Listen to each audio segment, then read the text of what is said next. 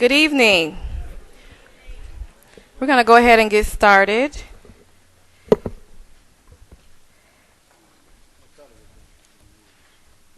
Going to get started with our public comments. I have a public comment from Miss Mary Bragg.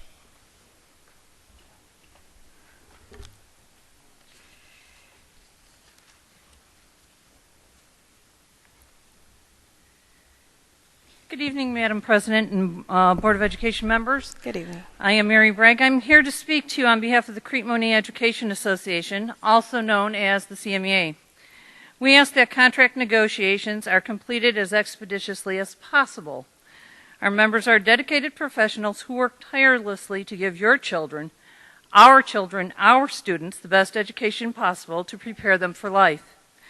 While we have continued to work without a contract for the past 5 months, the stress and strain it is placing on our members can cause a loss of focus on the important issues. We need to be working on the new curriculum that is needed to address Common Core and Park according to the new state laws. It is difficult to keep that focus on curriculum work when you are concerned about being able to pay your bills, put food on the table, or to be able to go to the doctor when ill. Our members want what is best for our children by performing at their best in the classroom.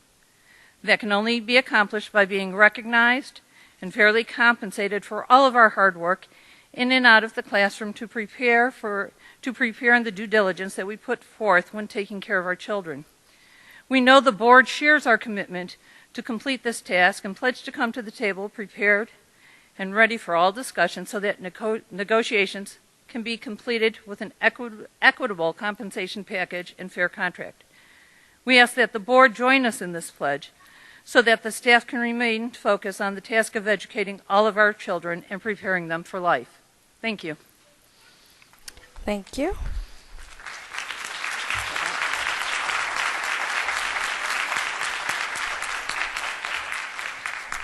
And Mayor Vivian Covington.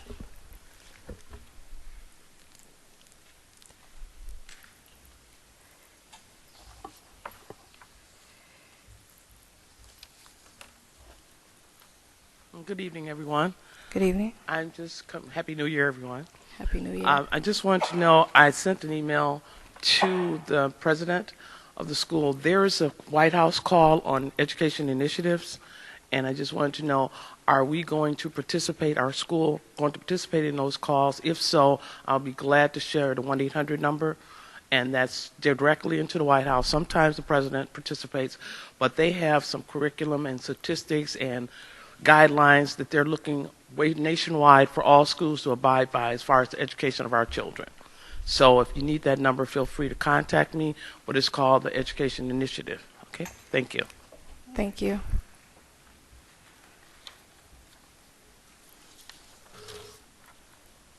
Okay, that's all the public comment we've received. Now we'll enter into our round the district section of our board meeting, and first we have Prairie State College student recognition. The young lady here. Oh, here we are. Hey, can I come up here? I actually don't think my student is here. Natasha Rice? Didn't see you walk in. No. Okay, so my student from Crete Monee is not here to receive her certificate. So I have a certificate for Natasha Rice, who participated in the summer science and math camp over this past summer, which is a new program that we instituted at Prairie State College. I'm wondering if there is somebody that I can. You guys can take this. Okay, so I have this, but I also have some pamphlets that I would like to give to the board members and also to the members of the community, so that you know and understand the really good programs that we have in place at Prairie State for our math and science students. So we have a program it's called STEM at PSC. That's STEM, Science, Technology, Engineering, and Mathematics. We have a number of programs, and we do outreach to the high school students as well. I am a professor of mathematics, and I helped run a summer camp at Prairie State over this past summer, which was our first year. And in order to showcase what the student participant from Crete Monee did during this time, I brought one of our posters. So, I don't know.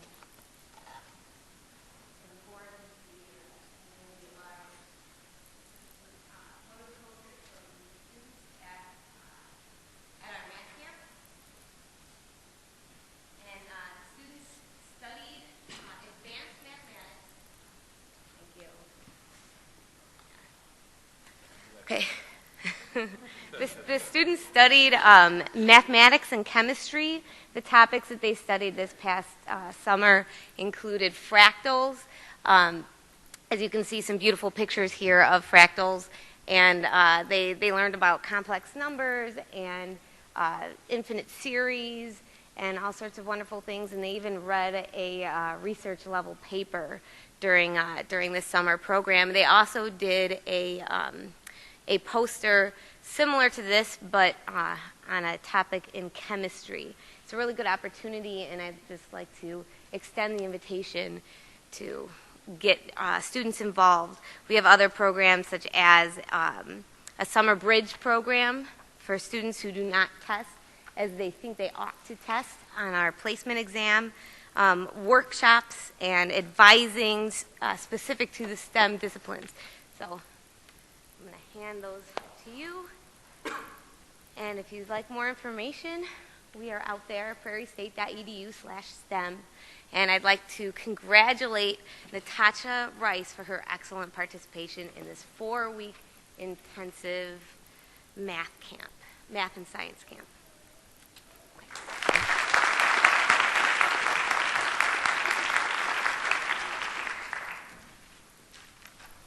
Thank you.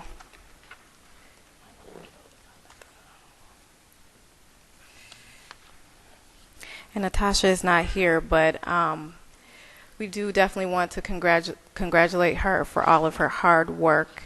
I know she was supposed to originally be recognized in the December board meeting, but our board embraces those programs that do enrich the learning of our students, particularly in science, technology, and math, which traditionally can be areas where students struggle.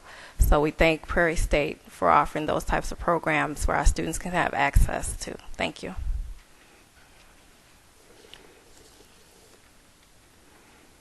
Next, we have Balmoral Elementary. Mr. Rashawn Franklin.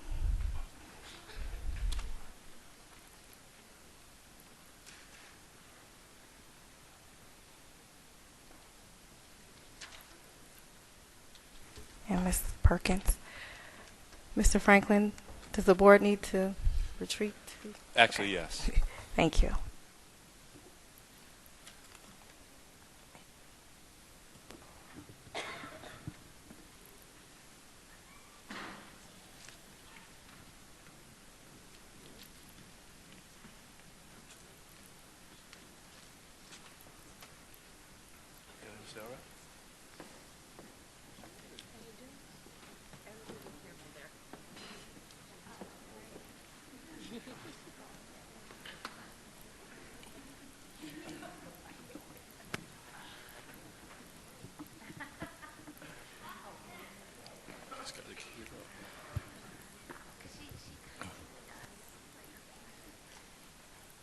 Right here.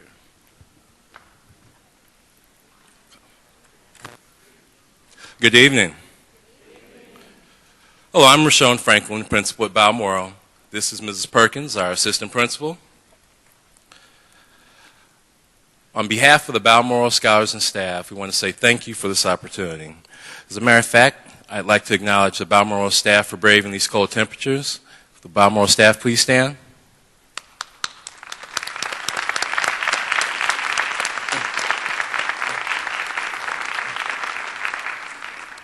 We also want to thank our Balmoral scholars and families. Can we have our scholars and families please stand?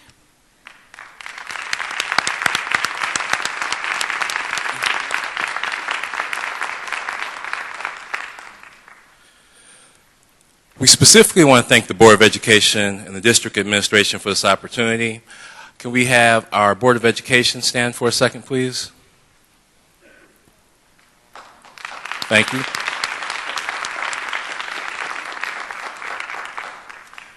We ask you to stand because each year we struggle with this presentation. It's really hard for us. There are so many great things happening at Balmoral, it's difficult for us to narrow it down to 15 minutes. Tonight, we will highlight our Big Dog Male Mentoring Program. Let's give a big round of applause for our big dogs that are here. Please stand. Mr. Foltz, Mr. Anderson, where's Mr. Gruz?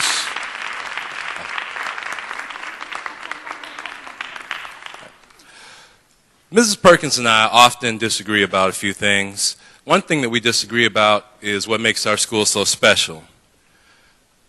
Board President Dr. Hall and Mrs. Sanders heard some of this information during our curriculum nights that we'll repeat a little bit.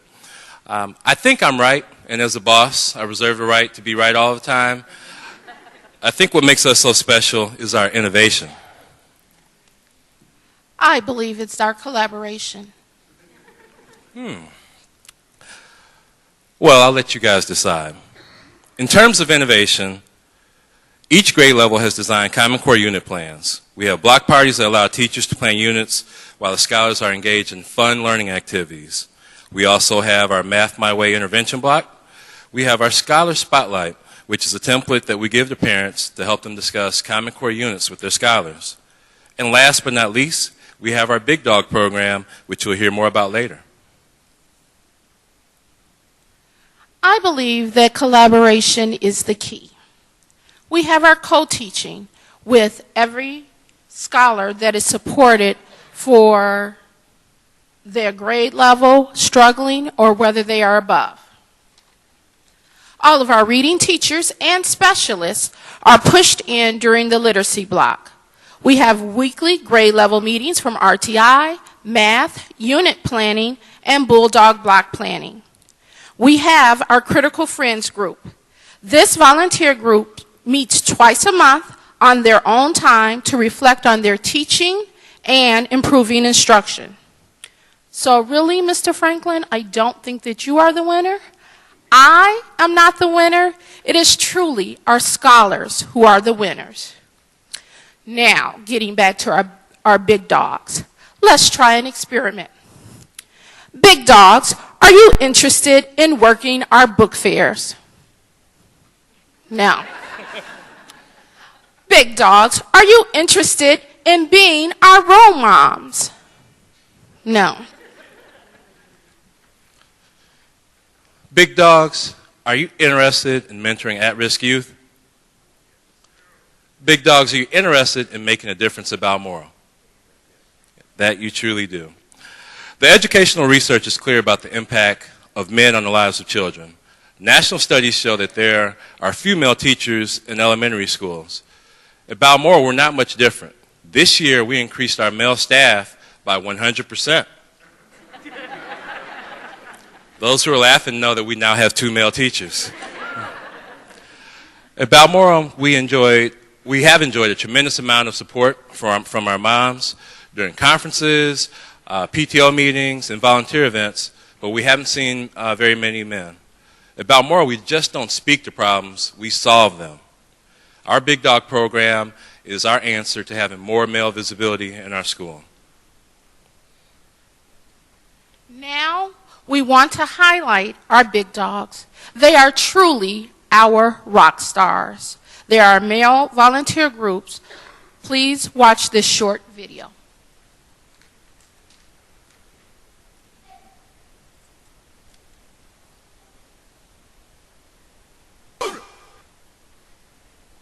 Who let the dogs out? Who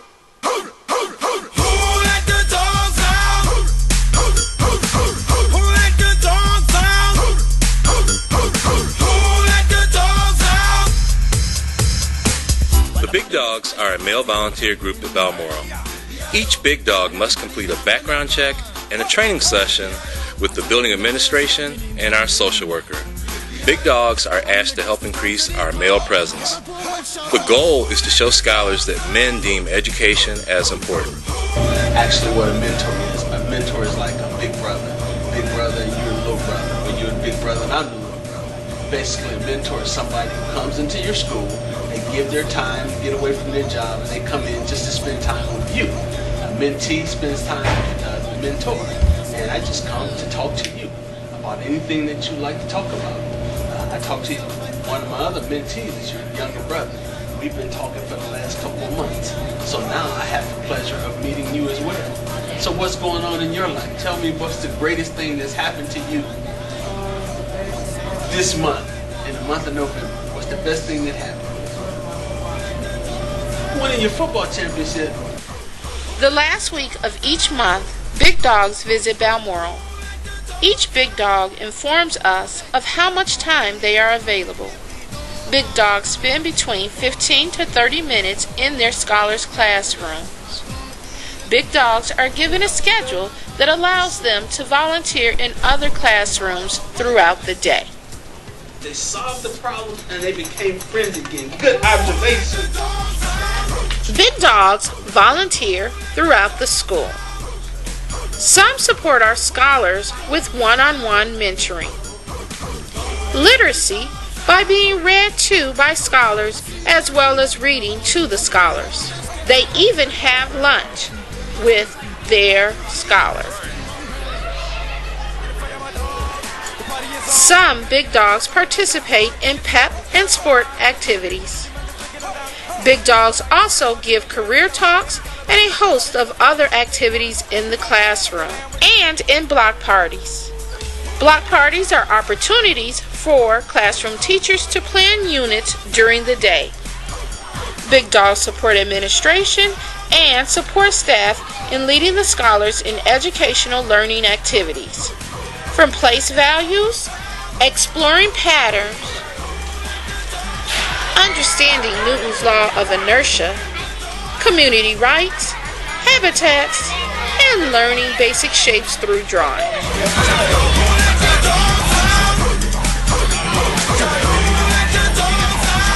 I've been a Big Dog for about 2 years now, and I like to try to get here once a month, but usually it's once every other month. One positive thing that's happened that maybe I didn't expect would just be as much how much you get to know each of the students. When you come back, even if you haven't been here for a few months, they all remember your name, they kind of get to know you. And when you walk through the school, you just get a good connection with all the students and kind of, become friends with a lot of different students, and you kind of know their name, they know your name. So that's just, I knew it would be good interaction with the students, but I didn't expect to kind of make a bond with a lot of the students like I did. My two favorite activities that I like to do with the scholars are discussing careers, mainly mine, which is electrical and computer engineering, as well as tutoring math. I have met with one scholar. It went pretty well. He's a little antsy, and I think some of his issues are respecting adults.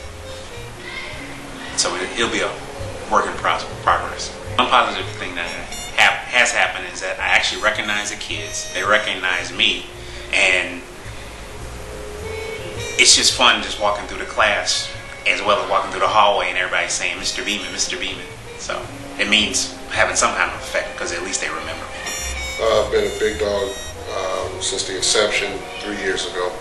Two favorite activities would be reading to the class and also discussing and talking with the kids about their future goals and different things they want to be in life and some of their aspirations.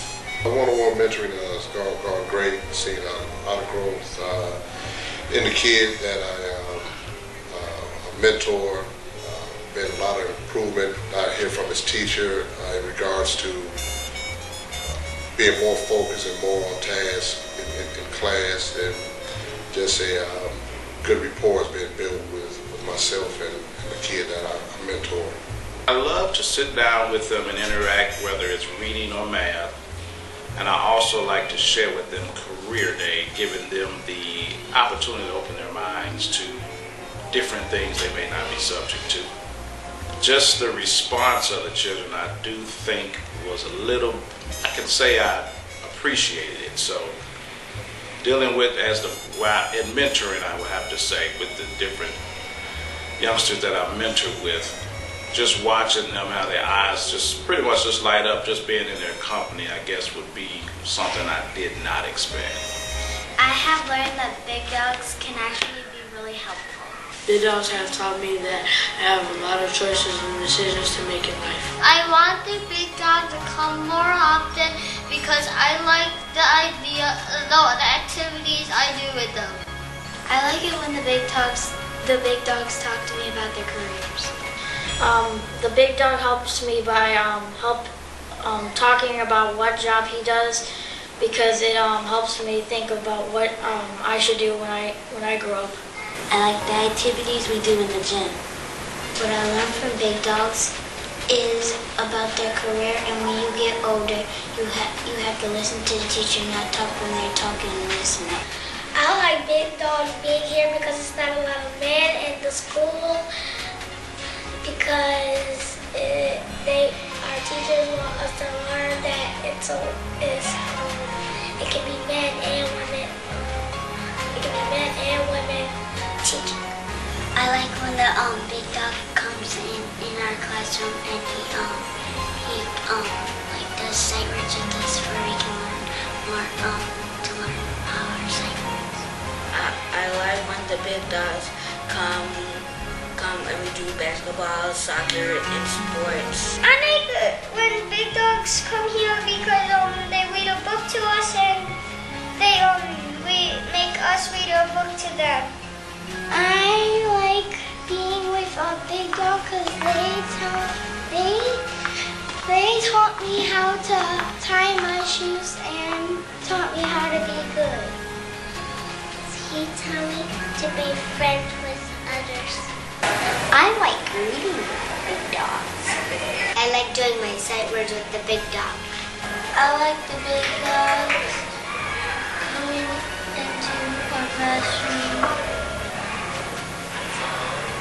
because they are helpful. I like when the big dog lets us play swat the sight words with us. I like writing sight words with my dog, and I like it, and it's fun. I like doing sight words. Sight words are fun. Why I like big dog is because they help us and they like us. The big dogs come to our school and they don't have to, and they do big dogs for us. I liked when Mr. Heinlein came and showed us how he does his job as a firefighter, and when he put on his gear and he showed us what his gear does, and he showed us when he put it on, he showed us what it is and how it works. Big dogs have taught me that not all negative behavior that is brought upon me, I have to react. From Mrs. Perkins And Mr. Franklin, the Balmoral staff and scholars, we want to say thank you. You truly make a big difference.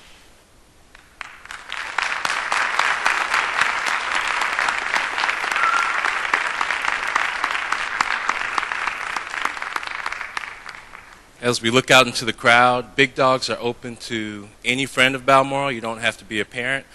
You just have to go through our background check and contact me and Mrs. Perkins, and we can do a one-on-one training with you. So if there's anyone that has any time, the last week of every month, you tell us when you can come in, and we set you up with a schedule. Are there any questions? Okay, thank you.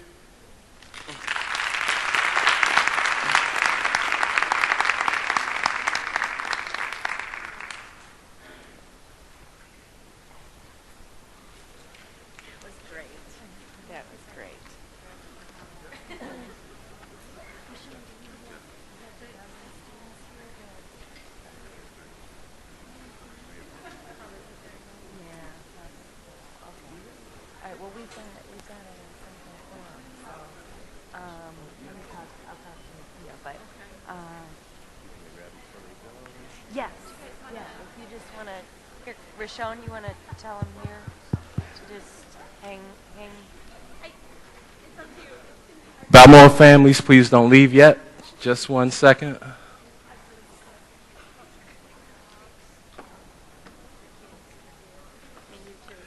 If I could have the Balmoral Scholars and our Big Dogs come to the stage. Our Scholars and our Big Dogs.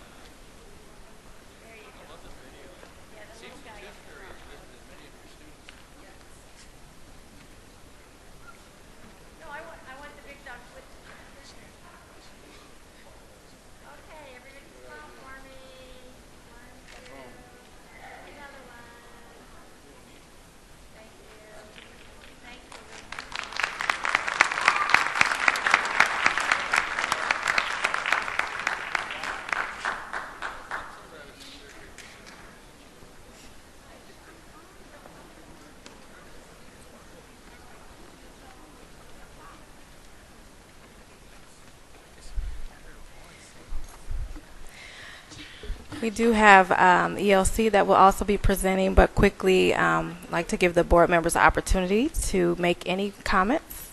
Mr. Heisel? I think it's a great program. I love the presentation. And as I said a little earlier, it looked like Tooth Fairy has made a lot of visits to Balmoral students.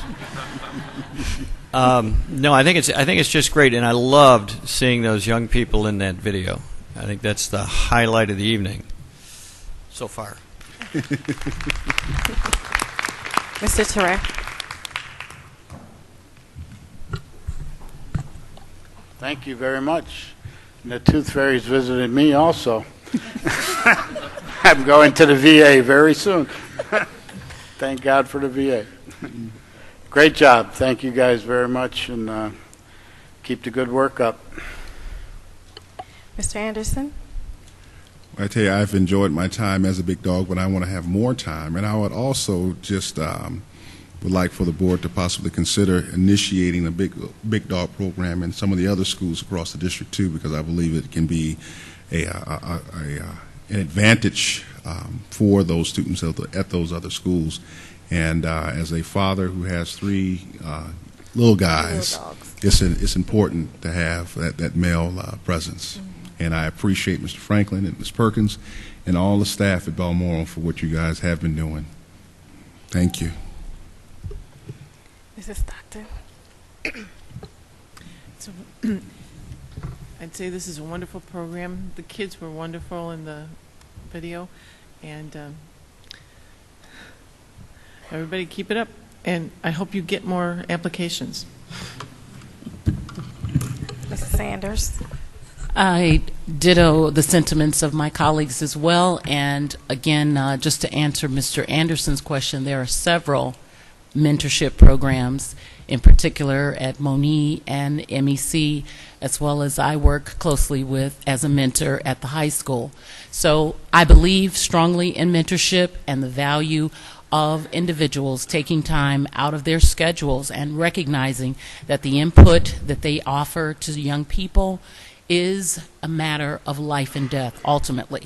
Because I think we encourage kids, or we try to say, do this, do that, but to come in and say, I value what you're doing, what's happening in your life on a regular basis, I think that's phenomenal. What you guys are doing, you're right. When we came over for, what was it, curriculum night? I mean, those young people have a lot of pride in their school and in the things that are going on there. So I encourage you to keep up the good work. And again, for those mentors, never give up on those kids. I have a young lady who calls me on an ongoing basis. Are you going to be at our school on Friday? Are you going to be at our school on Friday? So they count on you, and you can't let them down. So thank you very much for your time, talent, and your treasure. Mr. Brown. Yeah, good job, Principal Franklin and the entire staff at Balmoral. Those kids, they need to get the Academy Award as well. But the old saying is, it takes a village to raise a child. And, you know, a waterfall starts off with one drop of water. And so I just have one regret myself. I have not put it to fruition to become a big dog. I think I feel more like a hurt pup. So I'm going to make it happen, I promise you, before my tenure as a board member ends. Thank you. I think you should recruit all of the male members of the board to become big dogs. Before, I was going to ask also Mr. Gruce to respond as well. Before he does, I would like to say I agree with Mr. Brown. The first thing I thought was it takes a village to raise a child. And a lot of times we can turn the other way. We can walk away and say it's not our issue, it's not our problem, that's not our child. But for people to take time out of their day and mentor and pour into children that are not theirs, that says something big. And so I congratulate you all with this program and the ones that have stepped forward to be mentors. Mr. Bruce. Thank you. I know that running this program is a lot of work, and I just want to thank Mr. Franklin and Ms. Perkins for running this program like they do, because they put in a lot of their extra time to make this program work. And then also the teachers, I know that when the big dogs come, they make the time out of their busy schedule. They're trying to pack in all these different lessons, and they give us, that 15 minutes to come in and interact. Sometimes we show up, a couple minutes late, and they jump, right into it and let you do your activity that they set up for you, and then you leave. So, they're very flexible, and they help that work out too. And just, every time I go to Balmoral, I'm always so impressed by all the students. I'm truly shocked at how smart they are and how just outgoing they are, and they're, it's just very impressive when you see the students, and it's, you get a feel for how much they're learning over there, and how much how much of good students that they are. So hopefully, and like we had said, hopefully some of the other schools could expand programs like this as well. I'd like to say also, I believe there's a display at the district office that has photos of this program, and I've seen it, and it's just wonderful. So when I came in the other day, it just caught my eye, just to know and see that these awesome things are going on in our schools. And like Mrs. Sanders said, there's many things going on in our schools where not only our parents but teachers as well are coming in and taking kids under their wings. So thank you all for that, and we hope to see things like this grow. And Dr. Edison, did you have anything to say? Just echo the sentiments of the board members and Mr. Gruce, Ms. Perkins, and Mr. Franklin. Both of you are doing an outstanding job, and I also would like to see more recruits, including myself, and I will be drumming up some recruits for you. And I think the best way to lead is to lead by example, so I'll be joining your Big Dog team.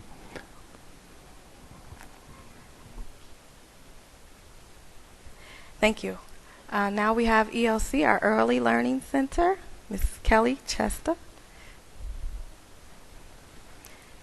I think we need to go back in the audience. Okay.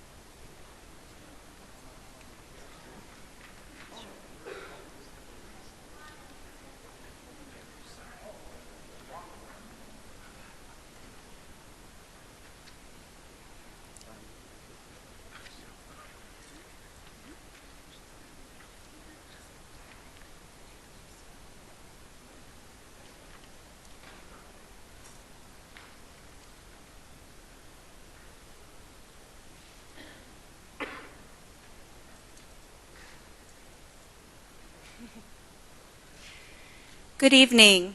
My name is Kelly Chesta. I'm the director from the Crete Monee Early Learning Center. And I'm here this evening with my teachers and parent coordinators, Tammy Winter and Jamie Thompson. And they're going to help us talk about our parent opportunities at the Early Learning Center. And I also want to thank everyone for being here tonight. I have some staff here from the Early Learning Center. Thank you for being here. Do you want to stand?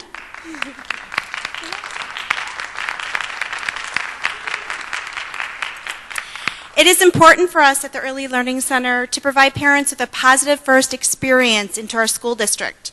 Providing our parents with opportunities for education, resources, activities, and events in a comfortable environment can aid in the bond that we need to develop in schools for years to come.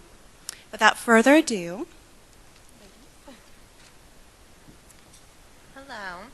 So in our slideshow, we're going to share some parent opportunities that we have. This is, at the ELC, our parents have always been a very important part of our school.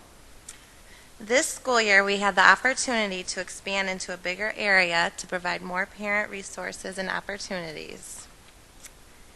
In this slide, there's two pictures that show the bigger classroom where there's places for younger siblings to play and parents to interact with each other while their older kids are studying at school. And then also in this room, we have a lending library where the parents can check out activity bags to take home with their children based on literacy, math, early learning concepts, and they're also available in Spanish. This is a picture of some of the packs that we have. Some other opportunities that we do in the parent room is we have Little Sibs Days we've started this year, where it gives a chance for the younger siblings to come in and start socializing with other children, learning how a school routine goes, doing story time and arts and crafts, while the parents have an opportunity to interact with each other. And we've also stimulated parent chats with each other based on potty training, room parent expectations, where the parents lead and just communicate with each other. Then this room is another room that's adjoined to the other one, where this one's more adult-friendly with adult resources. In here, there's books also available to check out on child development, behavior, special needs, more activities to do with your child, and then children's books that help children to deal with situations they might be going through. There's also brochures and handouts on topics from eating healthy to developmental milestones.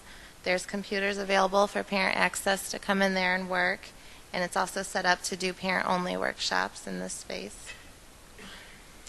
We've also offered many parent education workshops, whether they be at a nighttime program where the kids are involved in an activity or throughout the school day. They focused on nutrition, behavior. We've had some on kindergarten expectations, literacy. Some we've done ourselves and some we've had people come in to do. And then we also have family nights throughout the year. Our popular ones have been our Halloween night, holiday make and take. This year we had Santa come and take pictures with the children. Science night, math night. We've had Carol Peterson come to our school for a night of music and fun. We've had art night, and then here they come here and our parents fill this auditorium when the kids do their performance up here every spring. We've also had gym nights, literacy nights with Dot Kane. We had a spaghetti dinner a few years, so we've done lots of things. And then family nights for the future. We're having a sock hop next month, an ice cream social, movie night, and family game nights are all in our plans. This year we also did a Santa shop for the first time, where we had the staff donated used items that the parents could purchase at a reasonable price to give their kids extra items at Christmas time. And we had a lot of positive feedback on that, so we're going to try to start incorporating more things like that. We're having our first yoga parent event in a few weeks, so that was something they were interested in doing. And there's also many opportunities for parents. We have a wonderful PTO that does many activities for us. And parents are always welcome to come in the classroom. We have our classroom parties, volunteers for field trips, our Thanksgiving feast, walkathon, field day, all kinds of events where they're welcome to come and participate. And then at the beginning of the year, we did a survey wanting their feedback, what they've liked in the past, what they'd like to see. And this is where we've got ideas for workshops, for the yoga day, for just different things, and try to take their ideas and put them into place. And then we also have a comment area in our parent room that they write on. And then just ideas for the future, we really want to start expanding the program to provide for infants and toddlers, more parent education opportunities, more of our clothing swap, resale shop that we had earlier. And then in closing, Ms. Winter is going to share a letter that one of our parents wrote for us about our parent room. Dear Mrs. Chesta, I just wanted to share with you how I personally feel about the new Early Learning Center parent room. Let me first start by saying that I truly love ELC. My children have attended the ELC going on 6 years now, and it has been a great experience for our family. The teachers and staff have always been very supportive, helpful, enthusiastic, and very welcoming. So thank you all. Which leads me to the parent room. That welcoming spirit has transcended into the new room. From the moment I walk in, I feel the stress start to leave. It offers such a comfortable and inviting atmosphere. Whether it's the big comfy couch, the hot coffee brewing, or the quietness of the room. It all comes together to provide a relaxing atmosphere to not only unwind, but a place to plan and organize activities to help the teachers and their assistants with special events for their classroom. The unique aspect of the room is the library of books, references, and tools that any parent has access to while in the room. So while my child is learning in class, I'm learning ways to help her improve academically, which is providing a huge stepping stone in her readiness for kindergarten. My daughter Madison really enjoys learning unknowingly with the items for the children in the small backpacks. Even though you can check them out and enjoy them at home for a while, we enjoy them for 10 minutes at a time. It's nice to see other parents and their children in the room. It's comforting to know that there are other parents going through similar challenges and being able to offer advice and support even by being in the same room with them. The kids like the room too. They are always eager to enjoy the toys, books, and games. It's a great space. Bottom line, the ELC has always strived to improve itself and encourages parents to become more involved with their children and their school.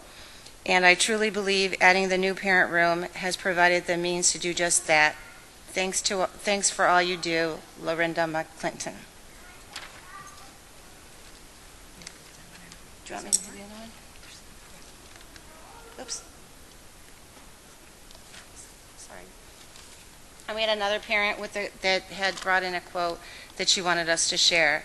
I love the fact that there is a parent room at the ELC. There are days where it has been cold and I haven't wanted to put my 2-year-old through getting in and out of the car more than necessary. We sit in the playroom and read books or play puzzles. It's kid-friendly, so I don't have to worry what my little one is getting into. It provides a place for all of us parents to meet and discuss what's happening in school. I intend to keep using it in the future. Thank you. And then we did have some videos, but technical difficulties. Video of a child telling us how they felt about the room, but technical difficulties. If you want to tilt to the side, I can play them. But for some reason, they were on the slide properly, and now that we're trying to play it, it went sideways. Okay, on that note, so the Early Learning Center has worked really hard to maintain a positive environment for all parents and students. We want to have that great first start for them. We plan to continue to maintain this type of relationship with our parents and families to meet their needs and the needs of their students and in their family as a whole. Thank you. And do you have any questions? Thank you.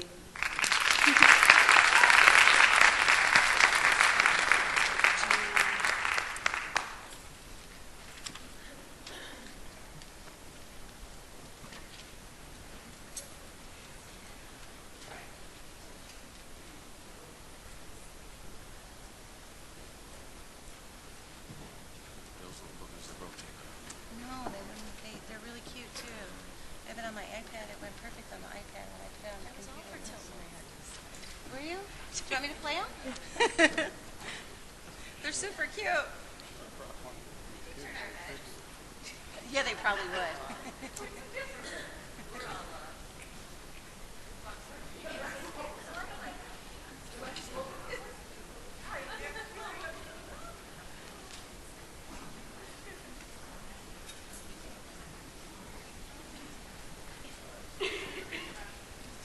She said okay.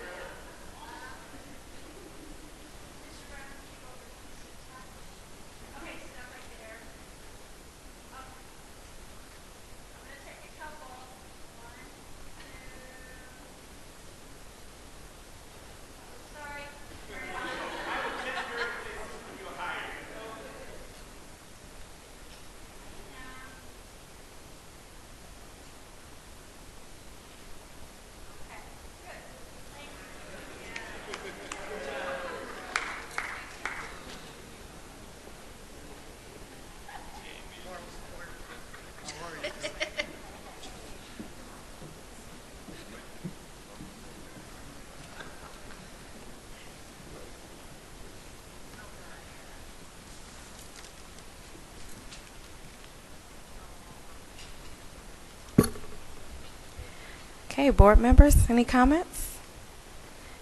Mrs. Stockton?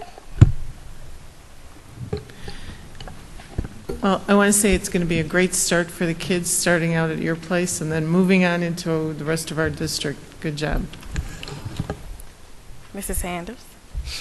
I agree. Having been a parent at ELC, wonderful, wonderful place. I remember, at least my husband was a part of helping to start the parent room, very involved there.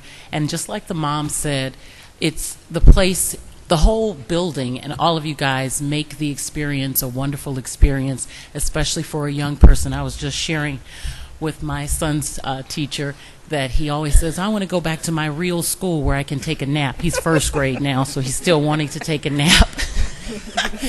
But I just honor you guys for the foundational years, and as Mrs. Stockton just stated, those are the years that, you know, just progressively build to where these young people are. So the experiences that they have there are so critical, and I just, as a mom, personally, I thank you for everything that you did for my little guy and for all of the kids who are so well developed in the schools that we still see. And Mrs. Klein, your support and your endeavors truly make a difference. Thank you, guys. Mr. Brown?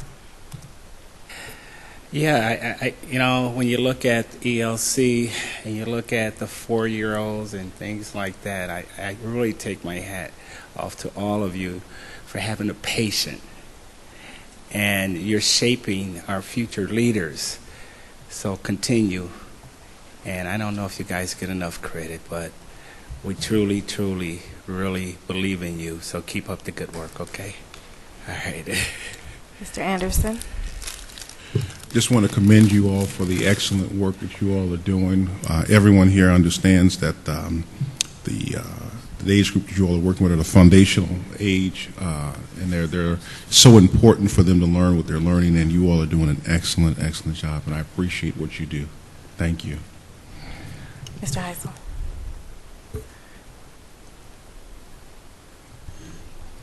Mr. Heisel? Yeah, having been in the building at the change of classes and at the beginning of the day when the foyer is filled with young people, it's really fun to see the enthusiasm on their faces and the fact that they love being there and they love coming. What was even nicer was tonight to see that you've got the parents feeling the same way. You've created a real mood of enthusiasm and dedication in both the students and in the parents. And I know that you will inject them all so that that stays there throughout the rest of their lives. And that when they're high school seniors, the parents will still feel the same way about coming to school, and so will the children. Because we know you've got it in you. Thank you. Mr. Teray? Great job. I wish I'd have had that resource when I was a little boy. Would have been a different little boy, for sure. Ask my mother, God rest her soul. But you guys are doing a great job. Thank you so much. And I will always be here with funding in mind to keep you guys going as long as we can keep these school buildings open. So once again, thank you very much. And the foundation is built between infancy and 5 is what they tell me. So you guys are the key. Thank you very much. Thank you. I will say that it was wonderful seeing the new parent room.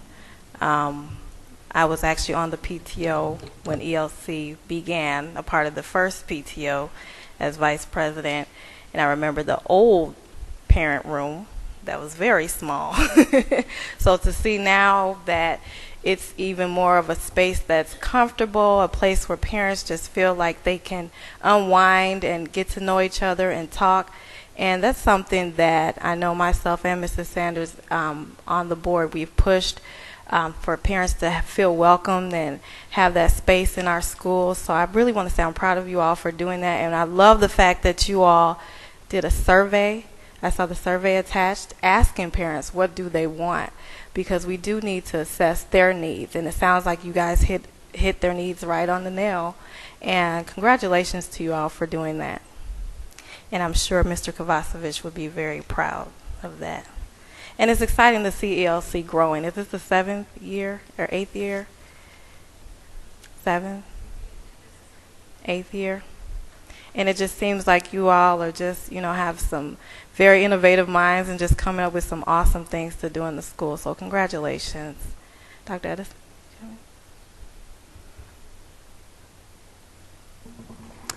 I'd just like to congratulate Ms. Chester and the rest of your staff for the things that you have done and making the building itself a warm and inviting environment that welcomes parents. Not only is that the first experience that our students are having coming into our district, but for many of our parents, that's the first experience they have. And to have it as a warm and welcoming area, I see parents in and out of the buildings all the time and working in the buildings and volunteering and so forth. And it's a testament to your leadership, Ms. Chester, and your staff. And I really commend all of you on that. Thank you all once again. That concludes our Around the District section of our school board meeting. We'll now enter into our regular board meeting. Secretary, please call the roll. Mr. Anderson? Here. Mr. Brown? Here. Mr. Heisel? Here. Mrs. Stockton? Here. Mr. Teray? Here. Secretary Zai? Dr. Hall? Here. Let's stand for the pledge. Flag of the United States of America and to the republic for which it stands, one nation, under God, indivisible, with liberty and justice for all. Okay, do we have any board updates? Yes, Dr. Hall. Okay. A few months back, we collectively as a board decided to go along with or support the initiative for Your Voice Counts, an initiative to encourage more parental and community voices in light of many of the questions that are being posed before our district. So we went around, as most of you already know that, we went around to each one of the schools, gathered and collected information regarding just meeting some of the needs, some of the questions that parents ask and had questions on. So from those topics, we kind of chunked them together. I say we. The board collectively worked to do that as far as going to the various schools, but the board also initiated, under the leadership of Dr. Hall, the board community liaisons, which I, myself, Mr. Teray, are both the liaisons for our board, and we're proud to serve in this capacity. Over the last several weeks, we have met collectively to come up with topics, again, the most burning topics, at least, that were from the information that was derived from the subject matters in the Your Voice Counts.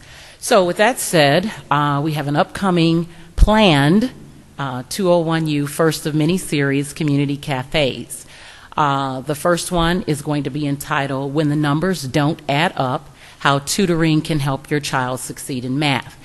And what most of you, we have financial woes and things of building questions and all of that. But the hottest topics were people want to know about what's going to happen as far as their kids' academics. At the end of the day, I think I've heard Mr. Brown say on many occasions, our first business of the order is education.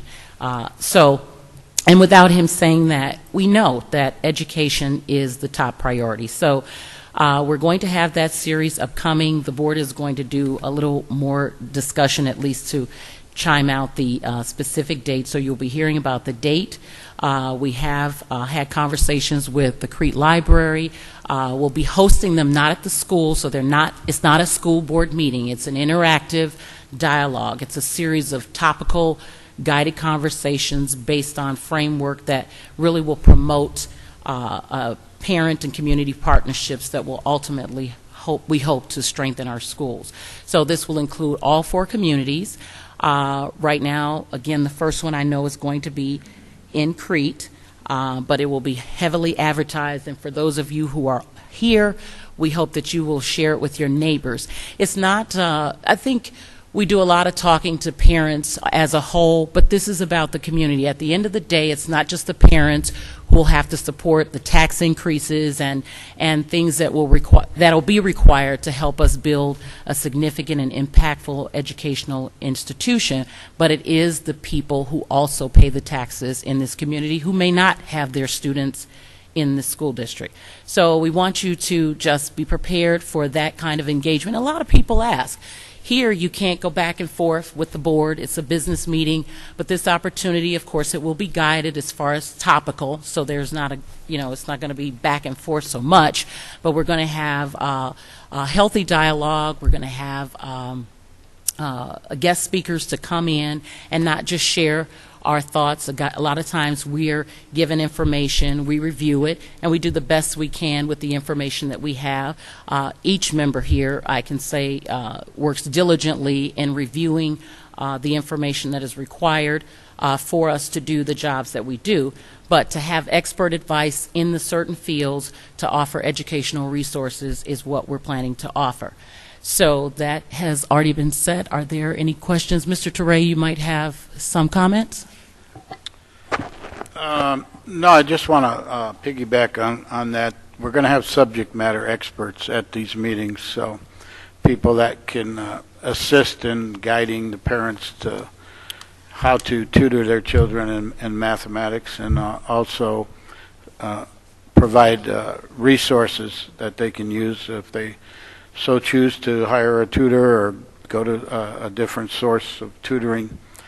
So it's not going to be us talking to you about it. We'll be there to interact with you and listen to your concerns, but we highly encourage any parent of any child that's struggling in mathematics to please attend this first one. And each one will be different. As we go on, each cafe will be on a different subject matter. Maybe science, it may be how to get money for higher education in the future. It may be, it's open to A to Z, and we're going to go by the list that we got on the feedback from the parents. So please attend. Yes. We're going to discuss it further. I do, but I don't. I only wanted to add one thing.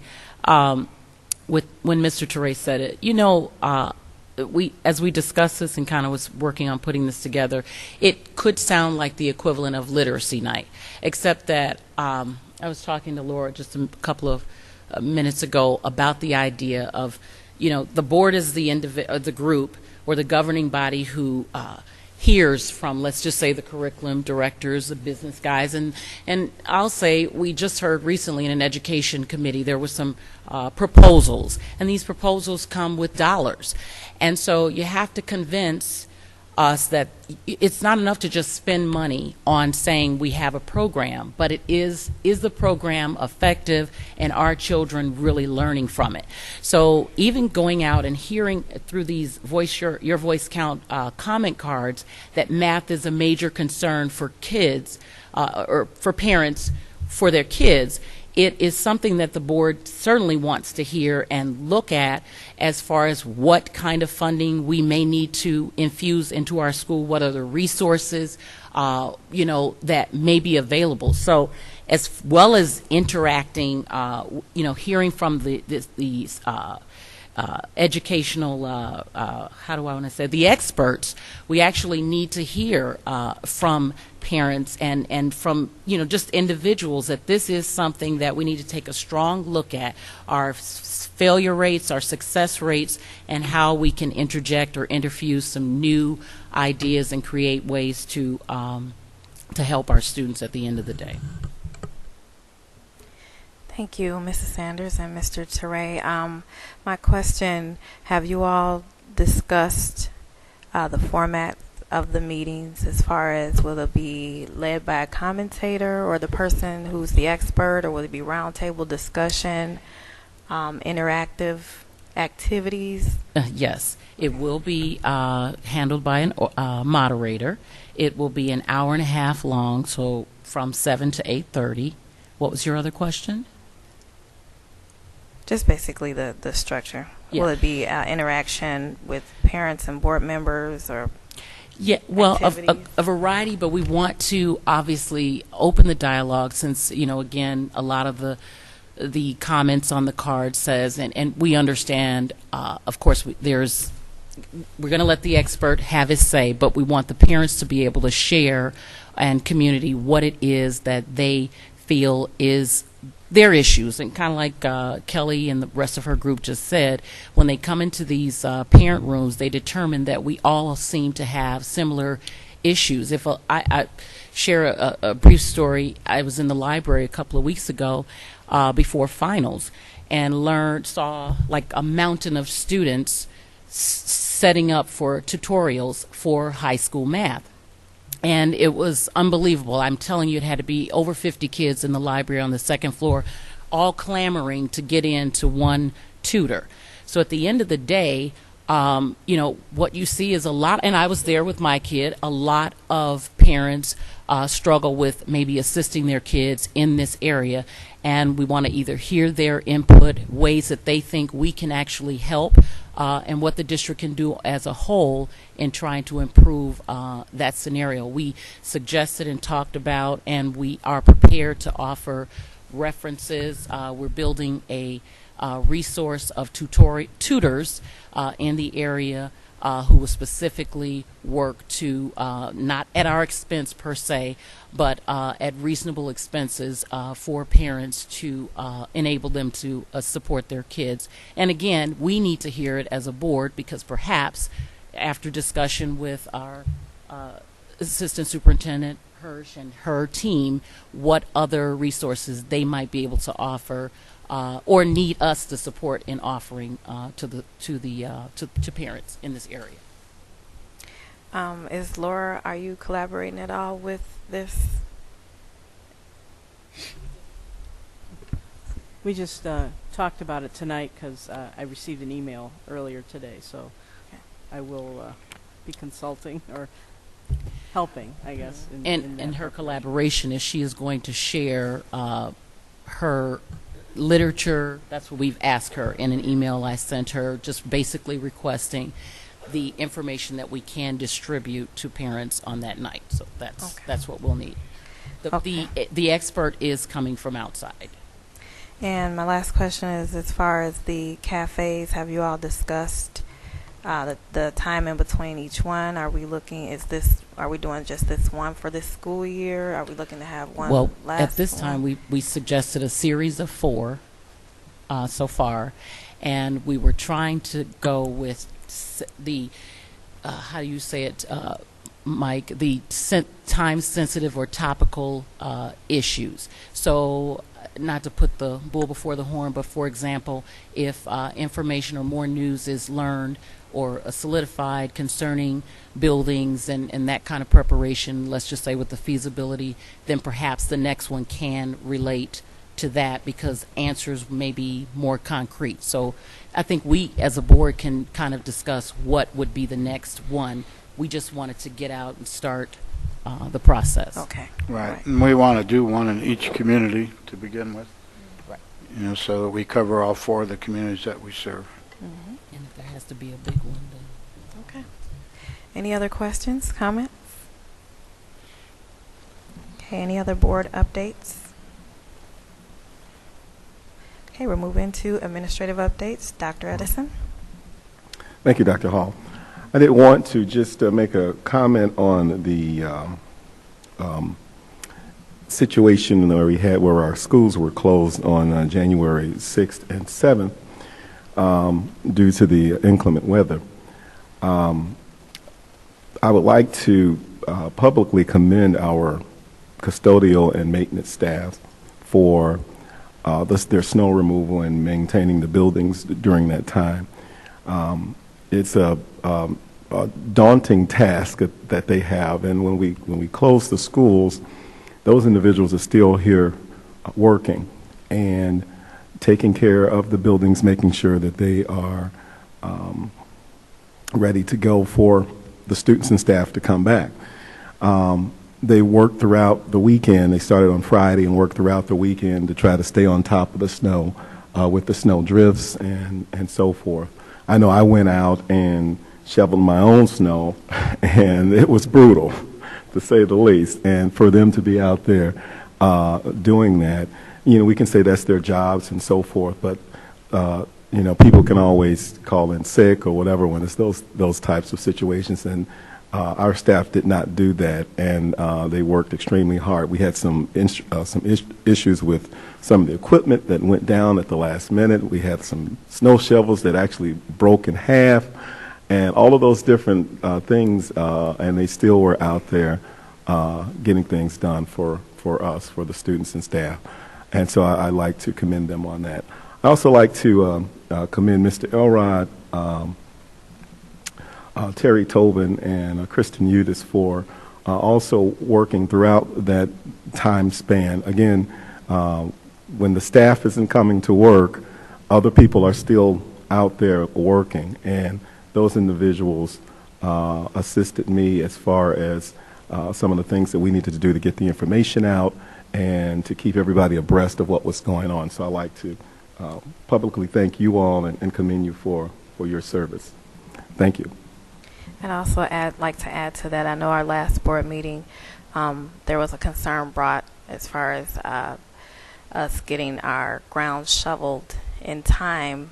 And I would like to say this past weekend, when the snow was coming down, I took a ride around a little later in the evening to see if we were up on that. And I like to say that what I saw, we were up on it. So I would like to say that the board heard the concerns, and it sounds like our crews are getting the things done that they need to get done for the safety of our staff and our students.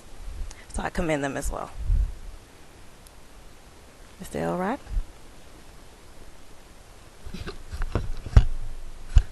This is the FOIA update.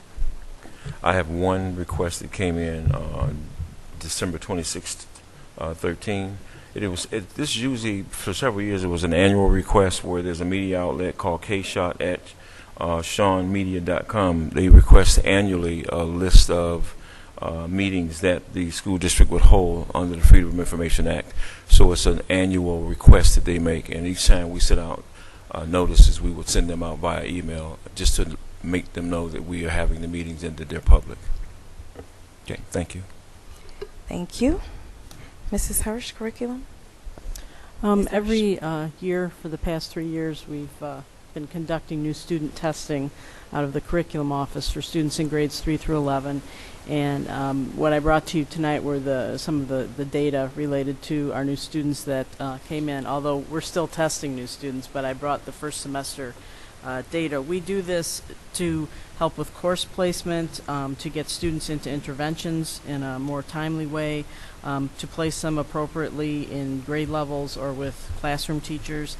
Sometimes students come and we don't have a lot of information, so at least it gives us at least one piece of information that helps us have some idea about where students are achieving.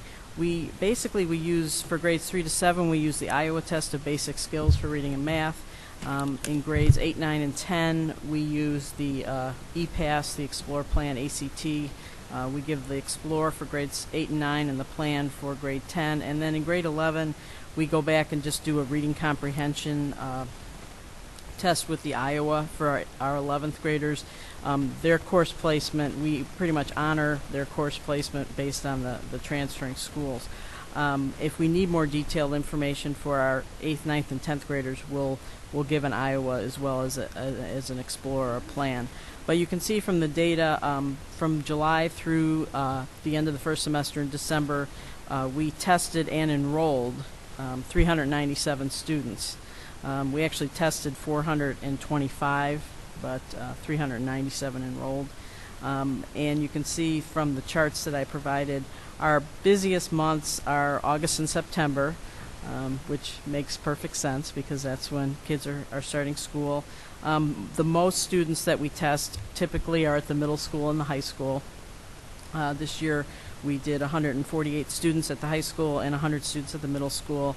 And when you look at by grade breakdown, again, the larger numbers occur between that 6th through 9th grade band, with our 9th grade students this year coming in at 76 students, which is, it's pretty typical. It's about usually somewhere about 20 to 25% of our freshman class comes in at 9th grade. You know, that's the an entry point for them. And then what we did was we broke down the overall percentage of those new students who are scoring at or above grade level. And in reading, we had 39% scoring at or above grade level, and in math, it was 30% scoring at or above grade level. And that percentage has been pretty typical for the last 3 years, somewhere in that range of 30 to 40% for both reading and math.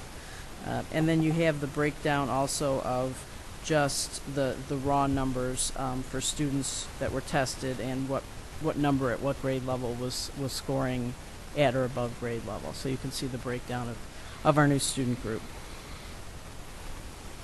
Do you have any idea why 70% and 61% of the students are below? What are you attributing this to? Well, they're coming from other districts, so it could be that they've been in a lot of schools and they have gaps in curriculum. Sometimes students, we don't know anything about these students when we test them. They just come in and we test them. Some of them are coming with IEPs and we test. So there are a variety of factors that can influence that. But the trend seems to be, holding now for the last 3 years. So if I understand this, then the task is on our teaching staff to bring them up to speed, and how quickly do they need to be brought up to speed?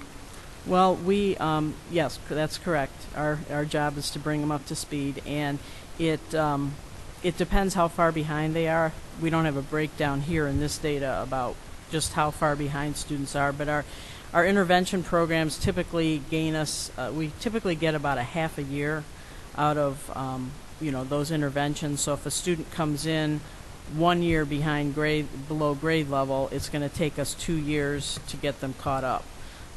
If they come in 2 years behind, then it's going to get us 4 years to catch them up. Their test scores become our test scores after 1 year. So we get a year, and then they're not considered new anymore, and those scores are counted in with our percentages. And typically, our kids that start at preschool and go through the system, we don't have this problem, right? Well, we do have kids that start with us and are behind, but I don't have that data in front of me. We do know that kids that are with us for their... It's nothing like 70%, right? That I don't know. I'd have to go back. Hope not. Well, I would say the data that has been presented to the Education Committee, the trend when you're looking at students who have remained in our school district for an extensive period of time tend to do better than students who have not.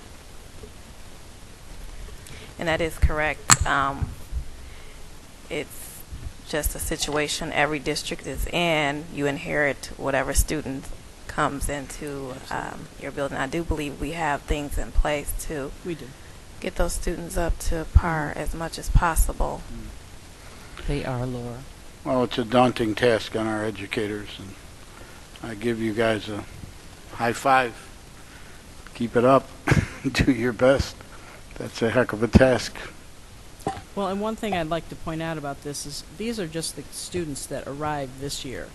There's nothing here that indicates that they're staying with us for next year. If you go back to our 2011 data, where we had 310 students that enrolled, the data that I have, we haven't gone through and said, well, they stayed here a year and they're no longer with us, or they're still with us. So, this is just a raw number about who comes through our office and who we test and what that performance level looks like. So it's pretty basic data. It's not intended to, talk about how long they've been here and how that is, how we've promoted their achievement or had them grow. But I just wanted you to see the numbers of the numbers of kids that are coming through, and just kind of where they're falling.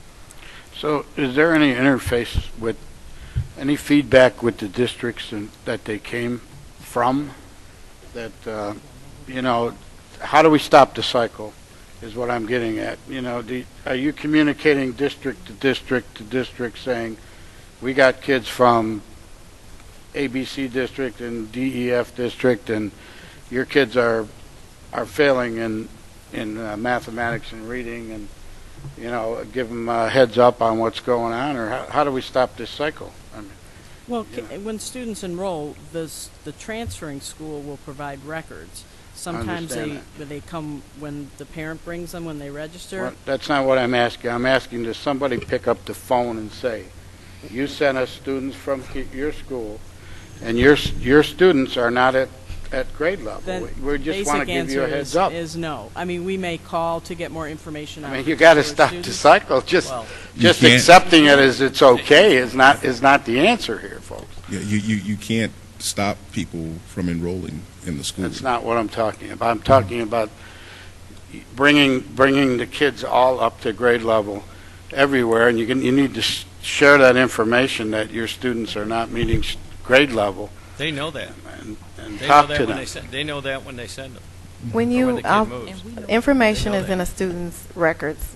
So basically what we get is their test scores.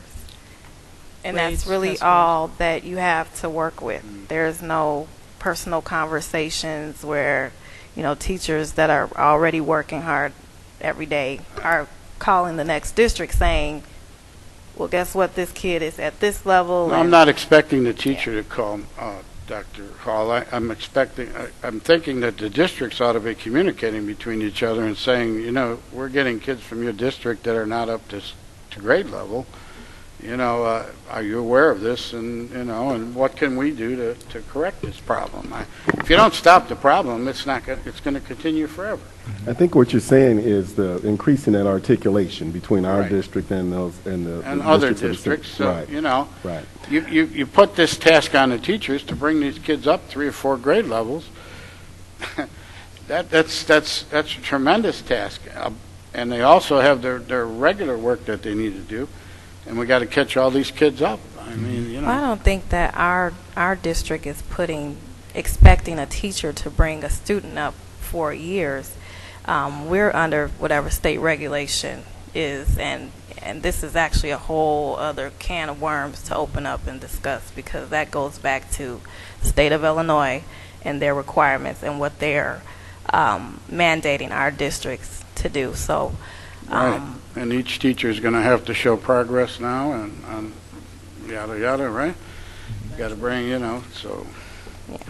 Laura, I just had one additional question. The Okay. interventions and something to the point of part of a discussion we had in our planning of this workshop or this cafe is even so. I understand that these are newly tested students, but then I wonder. For the kids that are not, let's just say, struggling. Because maybe if these guys are coming in at certain times, are they accurately pushed in the right classes, or because of the timing that they come in? Because I guess I wouldn't like to see the kids who do come in at level not appropriately placed. And I've heard that as a concern, you know, kids coming in from, let's just say, Mount Carmel, some of these other schools that are supposed to be rated, if you will, and then they come to our school and maybe can't necessarily get into the honors or whatever on that track. Do you see that being a hindrance as they filter through to our schools? Testing being a yes. hindrance? And like you said, meeting our testing standards, or maybe even like with what Mr. Teray said, to some degree, I guess that would be the only way I would expect that our schools might have some dialogue. In other words, if this kid has a bomb day on this testing here, but was meeting and exceeding at Marion or Mount Carmel or something, we wouldn't just naturally say, you didn't pass our test. No, you know what I'm saying? Right, and this is just to give us an initial snapshot. I mean, it's one test. It's a moment in time. Okay. You know, students, the majority, most students come, and we have if the school hasn't sent something, the parent provides something. So, and especially at high school, if they're already placed in courses like a 10th grader, an 11th grader, a 12th grader, we honor the placement of where they are. Okay. So that's not, that's not really what we do here, because we're looking at multiple measures for placement. But it gives the school, and I'm going to use an elementary example, okay?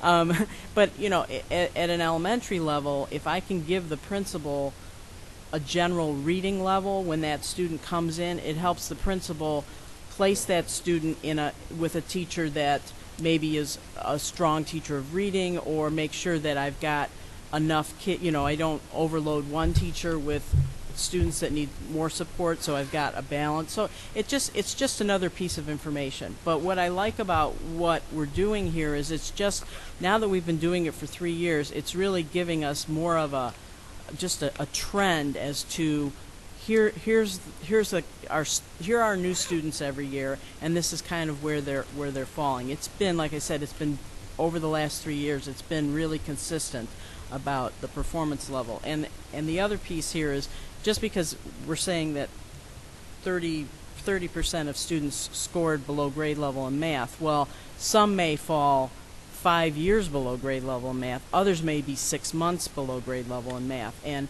your 5-year below grade level student is going to get more intensive intervention than a student who might be 6 months behind, that the classroom teacher can then do some extra support with in the classroom and bring that up, up to where it needs to be. So this doesn't show that extensive breakdown, but it's just giving you an idea of what, just generally what the students are, how they're performing when they arrive on our doorstep. Okay, thank you. Thank you. May I have a motion to approve the consent agenda? Moved. Second. Moved by Mr. Heisel, second by Mrs. Stockton. Secretary, please call the roll.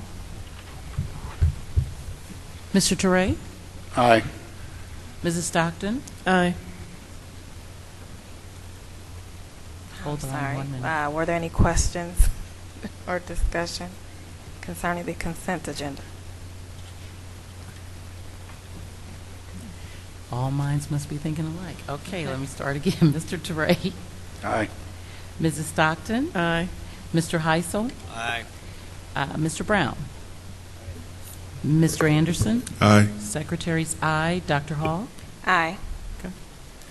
Okay, I'd like to acknowledge 2 donations. The first, Principal Aaron Lane is thanking Miss Amanda Brown for donating cocoa and cookies to the students of Crete Elementary that they enjoyed as a holiday treat. And Amanda Brown is the benefits coordinator at Holland LP. The next donation, Mr. Robert Gruss would like to thank Old Plank Trail Community Bank for their donations of 30 keyboards, 30 computer monitors, a paper shredder, 10 HP printers, and various cables. And I believe these were distributed throughout the district, the different buildings. Yeah, we took them in, we put them into our inventory at the 6th grade center, and then they'll be distributed as needed throughout the district. I think the bank was doing remodeling, redecorating, and they were getting rid of some older equipment that was still good, but they got all newer stuff. So they thought of us and sent that stuff over. Nice. Thank you. Moving on to our action reports. Business, Mr. Gruss.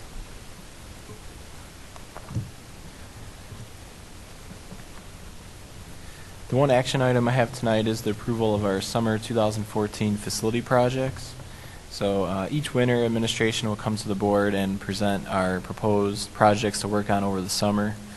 And for this year, we discussed at the Finance Committee meeting on January 14th each of the projects that we're proposing to work on this summer.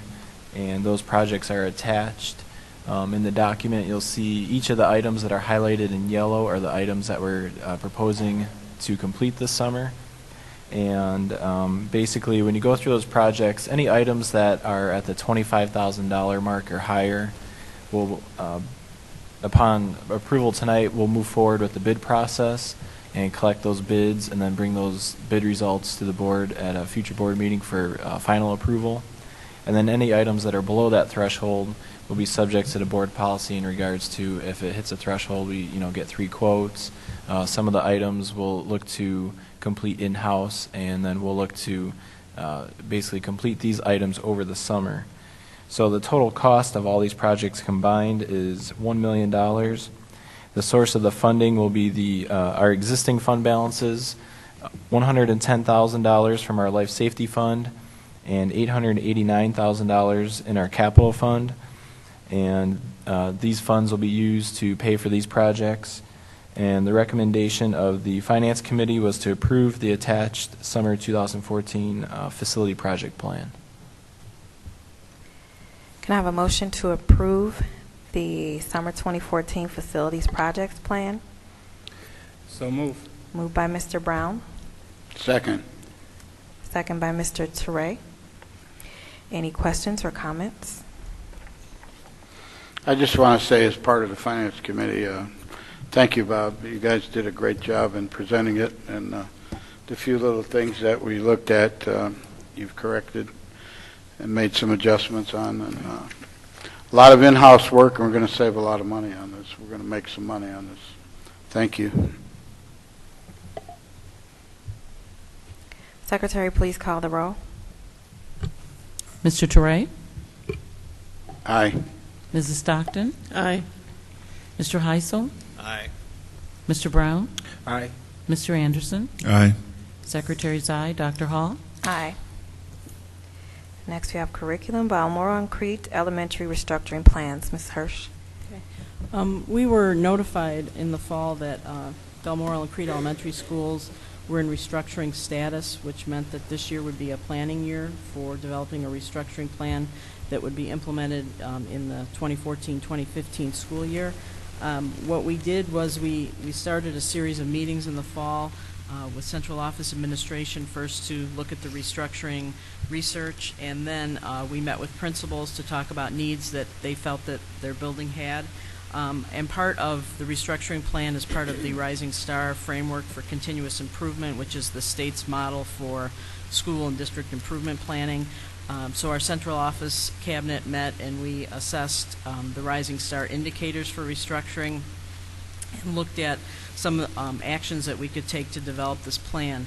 We brought the actions to both the Finance and the Education Committee in December, and what we've tried to do is develop a plan that will minimize a cost impact to the district, hopefully by offsetting some things that we can do and also utilizing some funds that may become available. So what you have in your packet is, I did a one-sheet plan for, that's easier to understand, and then you also have the formal documents that are on Rising Star that will be submitted to the state.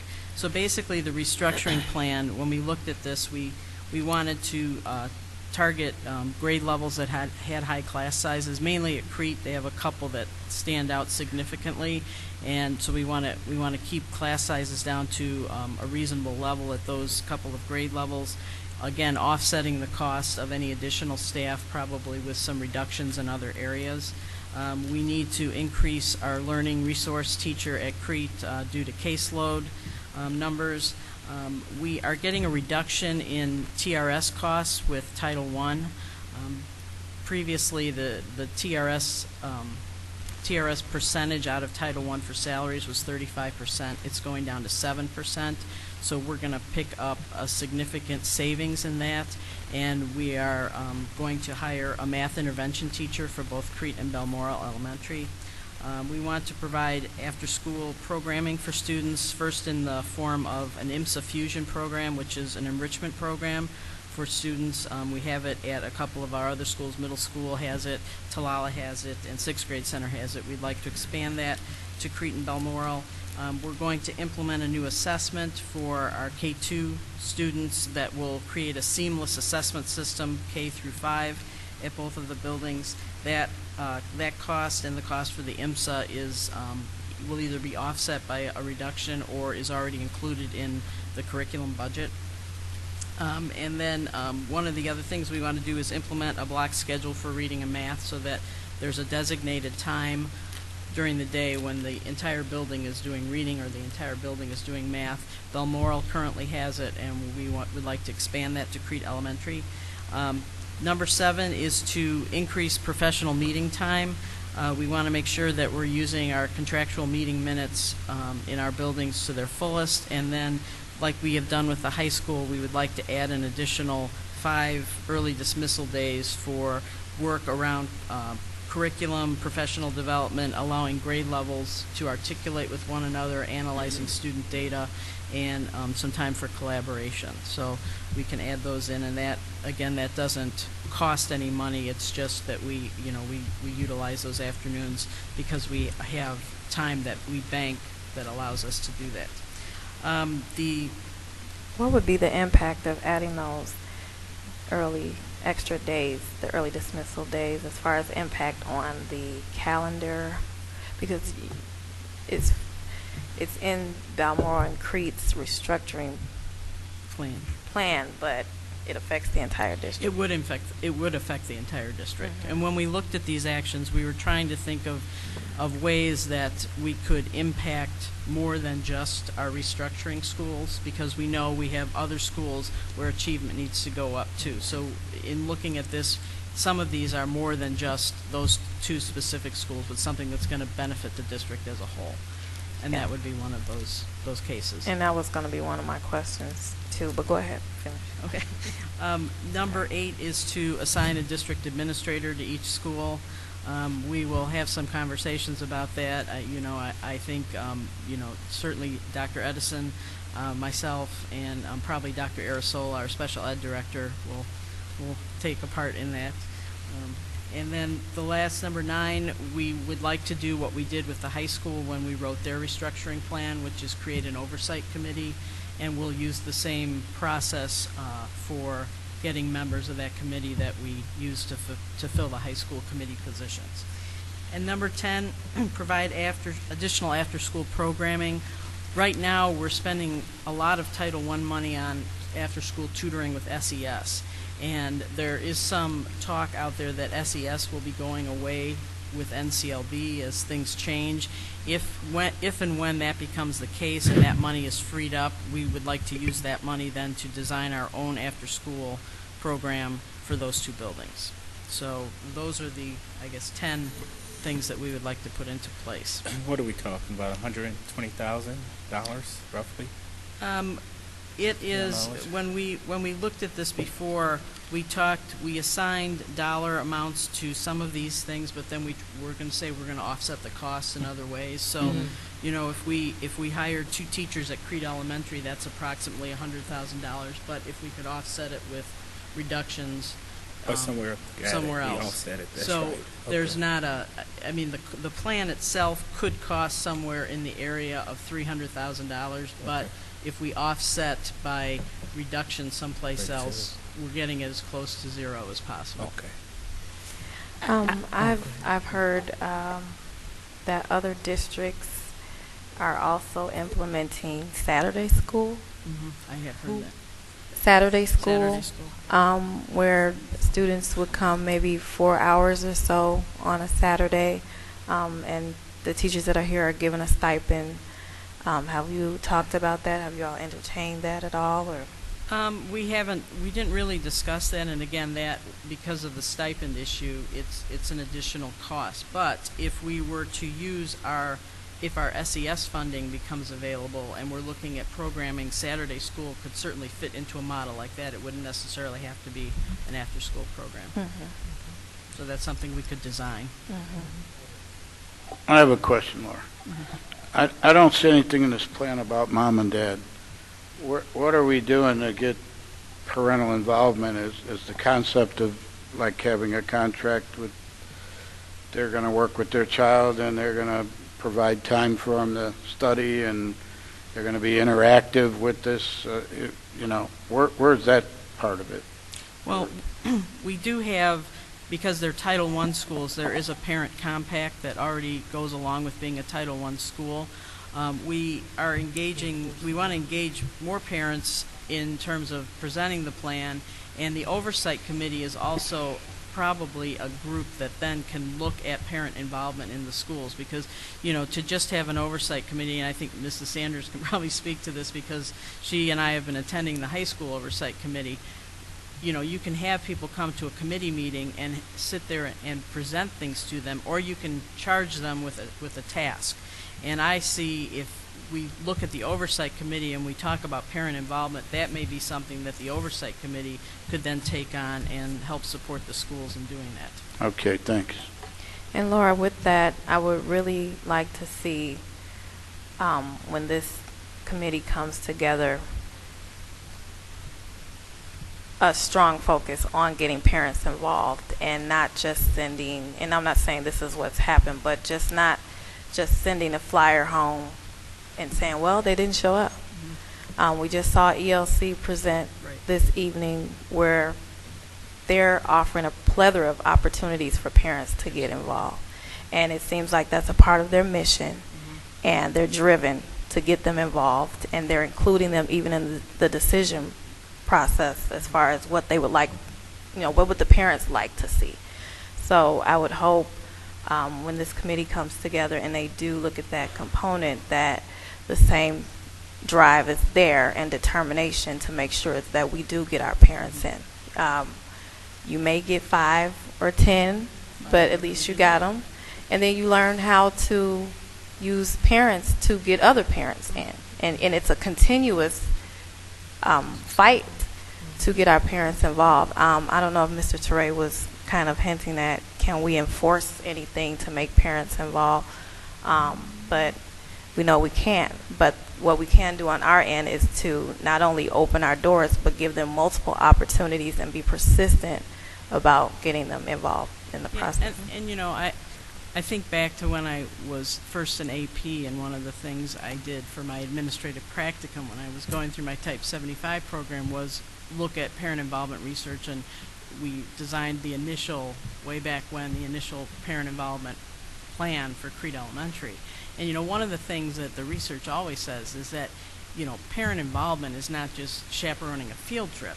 You know, it's not necessarily just coming to a PTO meeting, but until you operationally define what parent involvement is for parents at this school or at this grade level, and give them, you know, hard, concrete kinds of things that they can do, you need to do that in order to support that involvement. Because for some people, you know, they need things that they can do at home, or they need ways to fit it into their schedule, or they just, you know, even if it's something as simple as just checking a backpack, that's parent involvement. So, you know, part of this, I think, is making sure that we define what those expectations are for parents. And then there are ways, you know, talking about enforcing it, there are ways to support parents in involvement through recognition, as opposed to just a contract where, you know, you're saying you didn't do, but rather let's recognize what you did do, and then that positive thing builds more involvement. So. And I know that Coretta Scott King has a compact. I'm not sure if all of our other buildings do, but I think also, thinking about what Mr. Teray said, I think parents need to be aware of what are the expectations, as well as they need to be informed of what they can expect from the student. I'm sorry, from the school and the staff.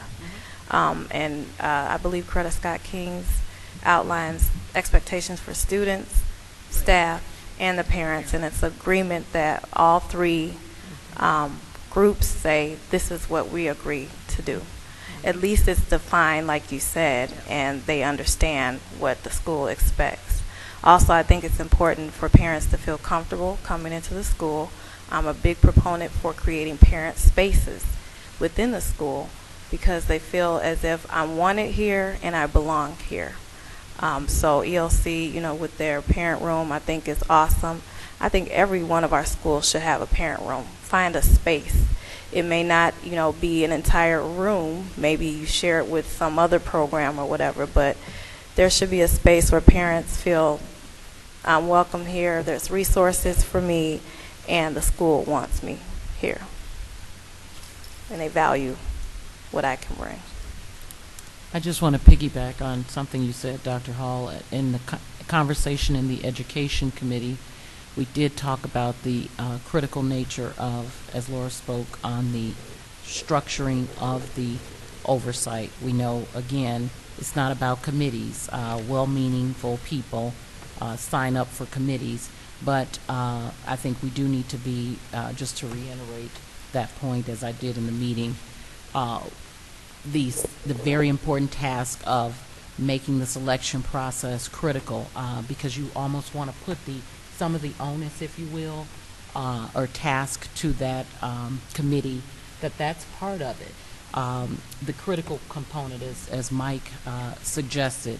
And the other thing I wanted to know from the Education Committee, I'm thinking about the amount of money that is going to be fused for these two schools, and then you say that subsequently, maybe a year or so later, we're going to have to deal with some other schools, most likely, right? Most likely Talala. Okay. So I'm just curious. I'm one to just wonder if you could just spread the love, so to speak. So whatever it is that we're learning from this experience, is there no way that it can be somehow, like a blood transfusion into way before we have to even go there? There's no way to kind of see what's happening here. And I guess I say that because we keep hitting on, we're a unit district, we know what's coming, and yet somehow we just can't catch it maybe before it just envelops us, or we have to fuse in a different set of money and funds. And who's to say you're going to have those funds as the years go on? Couldn't we somehow, it's almost the equivalent of, like Dr. Hall said, if we have a compact at other schools, we're one school district, so what's the big deal in having a compact? And to me, maybe at CSK, the compact suggests certain specifics because of the criteria, but our expectations and the expectation of a parent should be the same for all of their children, and as well as for our school, because we want them all to learn, notwithstanding whatever school they're happen to be attending. So I think I don't know where to throw that out, but the compact component is the start of leadership saying we have a certain expectation, as you do of us. You expect your child to learn, and here's what we're willing to do. So we've set a mission statement, a vision statement for all the schools. And hey, every now and then check in if we're not maintaining our end of the bargain, which you've just given a update on it. And vice versa, if they want to have a say that, I don't feel like you guys are meeting me. I've been to all the meetings I've supported. Now what do I do? So I think the issue of compact should start coming in the forefront, at least in some of these all of the other buildings. What is the expectation, and put it out there. That's the first thing we can do. Are you saying be proactive versus reactive? Yeah. Real quick, Laura, I just need a little clarity on the NCLB, No Child Left Behind Act is due to end this year, to the best of my ability, right? 2014, as we know it? As we know it. As we know it. So this restructuring is based on the NCLB, right? Yes. So do you think, or do we have some type of contingency, or are we moving forward with this restructuring plan if all of a sudden, first of all, let me go back a little bit about the waiver. Where are we with the waiver for Illinois? Do you know? The waiver has not yet been approved. It has not been approved? No. No, and the way it looks in Washington right now, according to the people at the Department of Ed, the NCLB will be reauthorized for at least another year. Okay. Well, that adds value to the restructuring plan. And I just didn't want to intermingle with the No Child Left Behind Act and the Common Core, and we take a step back, and we're not mixing apples and oranges. I think the thing to keep in mind is that even though ISAT and all of that is scheduled to end this spring, right. Accountability is not going away. So Yes. the And Illinois' what plan NCLB is to transition from AYP accountability to what they're now going to call multiple measure accountability. Got So it. they're going to be looking at multiple measures for schools to then still classify them in some way based around not only attainment, because they're still going to look at attainment, they're still going to look at subgroups, but they're also going to look at growth, and they have 3 to 4 measures that they're going to look at, and then based upon how the school falls on those measures, at least this was their proposal, how the school falls on those measures, then they will categorize them. They're proposing a star system, 5-star, 4-star, 3-star, and then whatever star is assigned to your school, then that comes with certain level of accountability. So accountability is not going away. It's just the way accountability looks, or the system of accountability is going to be revised. So we may have to revisit this restructuring plan in the near future and tweak a little bit, just to the fact, to the point, I guess, to align ourselves with what's required. And once this plan is submitted, because you know, if the board approves this tonight, I will submit this right away, and then, you know, we'll get feedback from the state. They'll review the plan and they'll provide feedback, and if they make recommendations of things that we need to change, we'll do that. And you bring it back to the board and at then that I will point? bring it back to the board. Right, but if the state recommends the changes, basically we have to do it. And basically the way this plan is laid out, if you take a look at the Common Core and the changes in evaluation and the growth model, it's structured in a way to meet the needs of that model. Take a careful look at it. Consequently, if what we get from the state will be to tweak a few little things, that's almost a guarantee, right, Laura? You always tweak something. Got to change. So, you know, that's right. And they won't give us any to do it. But, no, we'll tweak a couple of things, and then as they make the transition to the growth model, there will be real programs coming out of ISBE to ensure that everybody is able to get to the point where if they need restructuring or whatever they decide to call it under that plan, it'll be able to be done by marrying whatever comes next with what we have now. Did you say a star system now? Yeah, well, it was in the waiver document. It was proposed 5-star, 4-star. I said now we're hotels. So, gold star, silver star. Oh, wow. Okay. Okay, we have the motion, right? Yes. Okay, Secretary, please call the roll. Oh, we did not. Okay. Can I have a motion to approve the Balmoral and Crete Elementary restructuring plans? Moved. Moved by Mr. Heisel. Second. Second by Mrs. Stockton. Secretary, please call the roll. Okay. Mr. Anderson? Aye. Mr. Brown? Aye. Mr. Heisel? Aye. Mrs. Stockton? Aye. Mr. Teray? Aye. Secretary's aye. Dr. Hall? Aye. Okay, any old business? New business? I just wanted to bring your attention to an article that came out in the paper just the other day, yesterday actually, or today's paper. It was written yesterday about the state board special ed changes, and I talked to Laura just before the meeting. I guess this is not going to happen, but I think it's important that we keep an eye on it, where they're talking about changes to the rule that place a 30% limit on the number of special education students in general education classrooms. And they're talking possibly going up to 50 in the future. And it opens up a whole lot of questions on, if you read this article, you know, is it really become a special education class if you got 50%, et cetera, et cetera. And, I'd just like to ask everybody to please read it and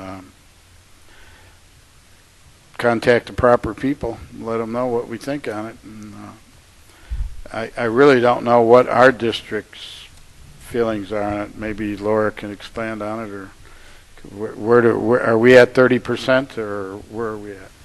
Well, generally, when we make classes and we look at the enrollment in those classes, we follow the 30% rule. That's what we do, because that's what the current law says.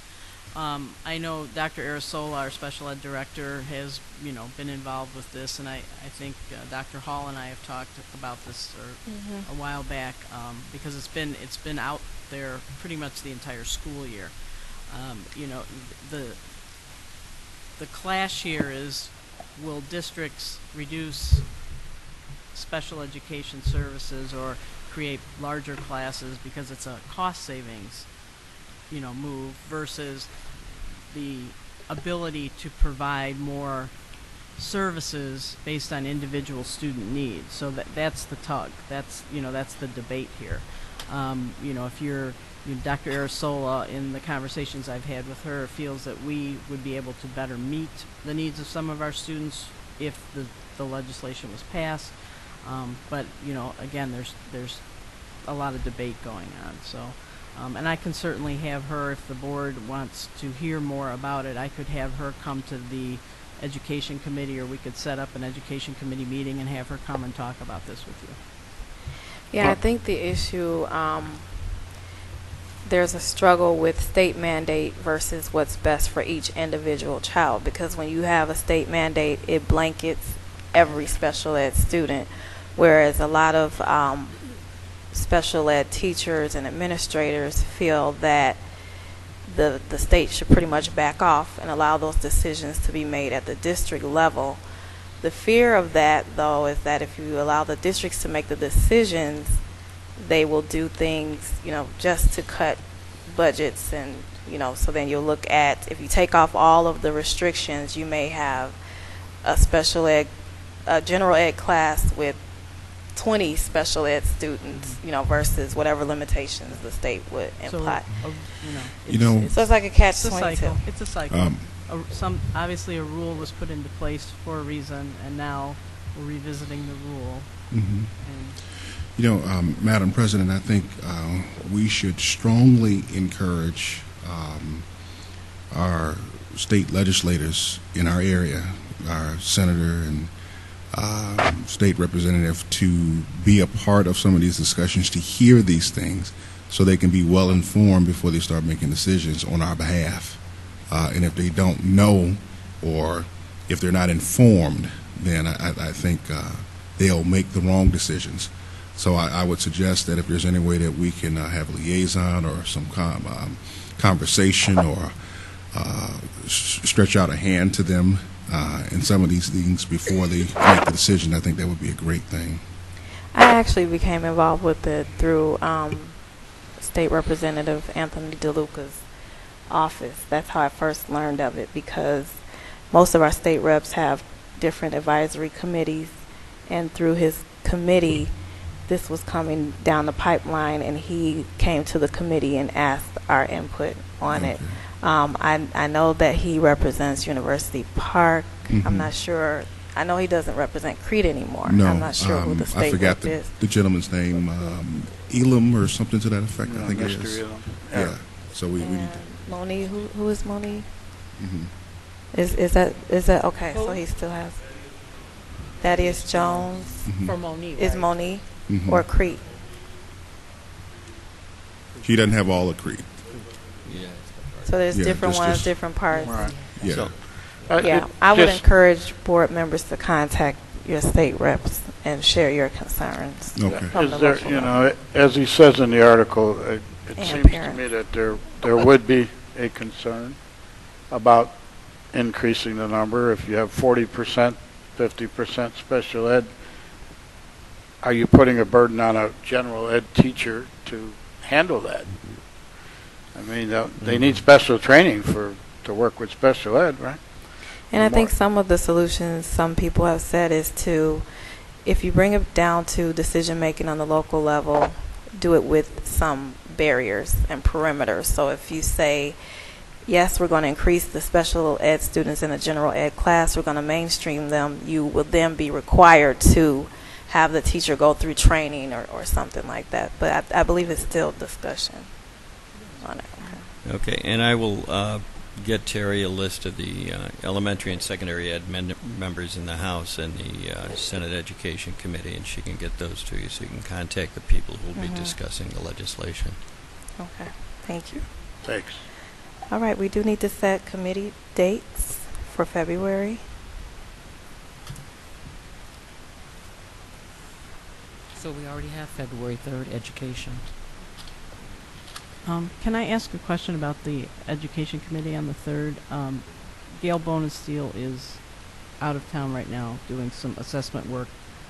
And when she comes to the Ed Committee, what I was thinking was that, you know, the board seems to really want an update on Park and Common Core, that we would dedicate that meeting to having some discussions around that, because at a meeting like this, you know, we have a lot going on. So if we just set aside the February 3rd meeting to discuss Common Core, you know, what we're doing, what's coming from Park, that could be the sole topic for that meeting. And then any other data that you want, we could bring to the later that month. We could bring later to the board meeting if you want other, you know, student data that we typically report at that Ed Committee meeting.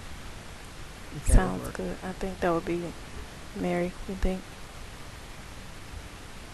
I think it's a good idea Okay. to give us more information on what's coming down. Yes, yes. And we do need to be aware of it. Because as for now, it's not going anywhere. Okay, so Education Committee is on February 3rd. That is a Monday. Monday. Policy February 10th. You hear that, Terry? Policy February 10th. Well, it's good for my schedule. Thank you. What time is 6:30. Mm-hmm. Do you want to do the 7th? Or February the 5th? 18th? Is that? Yeah. We have interviews. February 5th, finance meeting, 6:30, Wednesday.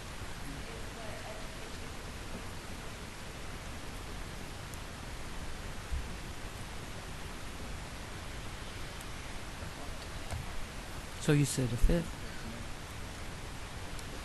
You said the 5th?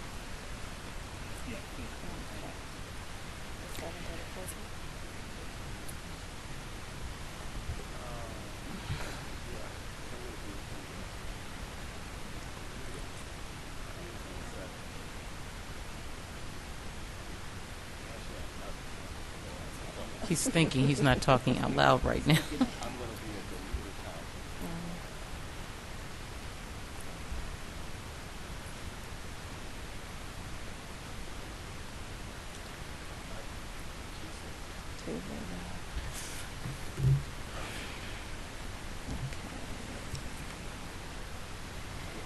Personnel Committee, are you all available Tuesday the 11th? You changed it on Friday. What about a Thursday? Are you available 13th? No. What about the one before? The 6th? Are you going? I'll have the Monday and the Tuesday, but that's the only. That's it? Okay. 10th and 11th. The 10th, let's see. Personnel meeting tentative, you have open Monday, Tuesday. the 10th, Monday the 10th. or Tuesday, the 11th of February. Monday is best for me. Monday? At night, though. Personnel Me too. Just work us to death that day. Bring some coffee. What about you, Mr. Brown, Mr. Heisel, Mr. Teray? The 10th? 8:30? 8:30? Okay. Mr. Anderson? Okay. Mr. Heisel? February. Well, you know I'm your luxury board member if I can make it to that meeting. Morning. You good, Mr. Heisel? Okay. Okay, so we have the Education Committee February 3rd at 6:30 p.m., Finance Committee February 5th at 6:30 p.m., Personnel Committee February 10th at 8:30 a.m., and Policy Committee February 10th at 6:30 p.m. And Terry, if you can make a note that Board Member Brown will take a vacation day just to attend a personnel meeting, okay? Gotta do what you gotta do, Mr. Brown. Also, let's see. Dr. Hall, can We need to do Go the ahead. cafe date? Right. Okay. So the date tentatively that we've volleyed a lot of dates around with some of the venues, the date that has been tentatively set would be the 25th. Okay. Both Mr. Toure and I were able to agree to that date, the 25th of February, February 25th is a Tuesday. for the First Community Cafe at the Crete Library, At Crete Library. 7 p.m. to 8:30 p.m. Are we having refreshments? We are. Yes, ma'am. Is that agreeable to everybody? I do need to get verification just to make sure this is considered a board meeting.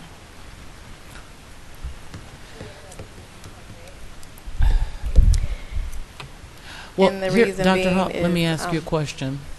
One of the thoughts or consensus, so you guys, since we're here, is it time to talk about it? Okay. So one of the thoughts was to hopefully not to mitigate that very factor is that since we're going to have them in the 4 communities, again, we could stretch out each, so not to pull on every board member for these events. Because take, for example, we had February 12th. Turns out CSK was having family night, and then it was something, 8th grade orientation at the high school. So maybe a board member would want to participate in that. So not everybody, for lack of a better term, populating at this particular site. And maybe when the next ones go around, every board member will have an opportunity to speak at those ones, just to keep. And we might even actually physically stay away from the second one to prohibit, because we just really, as you guys have all stated, it's not a board meeting, a business meeting. And if that's the case, what is the feel of that environment? Yeah, we did talk about maybe doing 2 board members per cafe. Right, and so that's what we're still sticking with, if that's because what I've learned again at the November conference was if it's 3 and you are discussing district information, technically it's considered a board meeting. And the only thing with that the community forums, we were out it on. doesn't matter. I was told that it doesn't matter. Only thing that it's not a restriction or anything. We would just have to post it. That's it. So that would be the restriction of it. Well, not a restriction, but the obligation is just that we would have to post it, which we can do that if we feel that there's more board members that would like to be in attendance. We don't necessarily have to actively, converse in it, but maybe observe. But to be on the safe side, we would just need to post it. What are your thoughts? Just hit Ray up on it, maybe. Nobody has to take minutes or record anything or any of that? No, we don't have to. No, you just have to post it, because as soon as you get the majority of it, it becomes a board meeting. And just for everyone's clarity, we do have a statement of disclaimer that even when you guys are out, we're not speaking on behalf of the board. That our views are not those of, it's already been compiled for your review. So. And we can make it very clear, this is not a board meeting. Well, that's it. It is a community cafe, and the purpose is to connect with our community outside of this business meeting agenda. Yeah. Okay.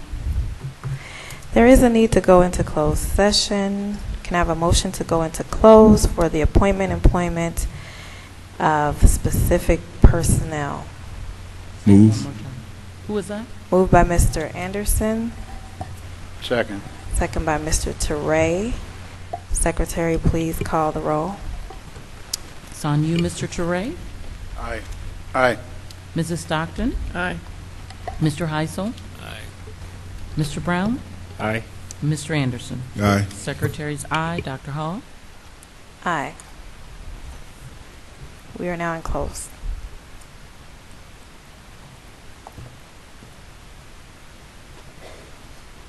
What was the Dr. Hall?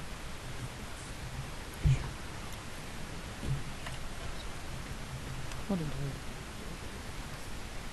I don't know.